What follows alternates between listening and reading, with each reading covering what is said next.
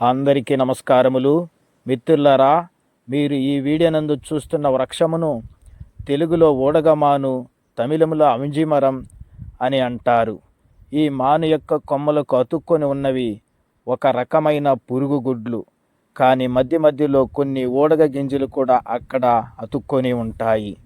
వీటిని తెలుగులో ఎగబాకే ఊడగ గింజలని, తమిళంలో ఏరు అవింజ కొట్టయని అంటారు.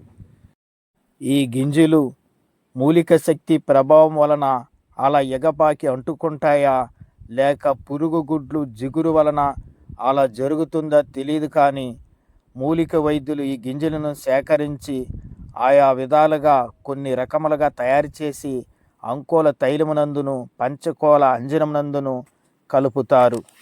మరియు కొన్ని రకములైన మర్మరహస్య పనులకు గాను, కొన్ని చిత్తి విద్యులకు గాను ఉపయోగిస్తూ ఉంటారు.